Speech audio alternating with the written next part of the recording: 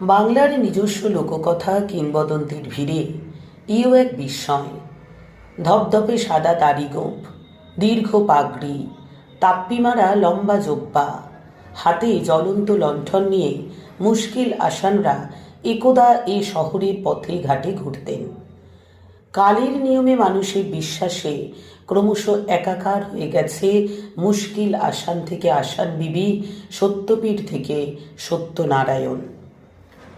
হঠাৎ একদিন জোড়াসাঁকোর সেই কিংবদন্তি ঘেরা বাড়িটিতে ভর সন্ধেবেলায় খিড়কির দৌড়ে একটি মানুষ এসে হাঁক পাড়ত, মুশকিল আসান। মানুষটির শ্বেত শুভ্র গুম্ফ রাশি, দীর্ঘ পাগড়ি, তাপ্পি মারা লম্বা জোব্বা, হাতের জ্বলন্ত লণ্ঠন, সব মিলিয়ে বালক অবন ঠাকুরের মনে হতো লোকটি মানুষই নয়, কোনো অশরীরী বা তৎসদৃশ সমধিক ভয়াল কোনো জীব।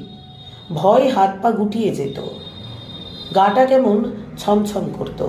তবে ঠাকুরবাড়ির তৎকালীন কর্তাদের কাছারিতে হুকুম দেওয়া থাকত, মানুষটি এলেই তাকে 4টি পয়সা ও খানিকটা চাল দেওয়া হবে। তাই নিয়ে সেই না প্রেত না মানুষটি আবার হাঁক পাড়তে পারতে চলে যেত।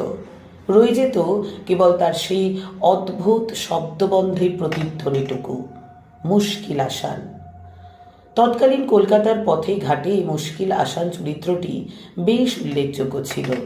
তা অবনীন্দ্রনাথের স্মৃতি ছাড়াও নানাভাবে জানা যায়।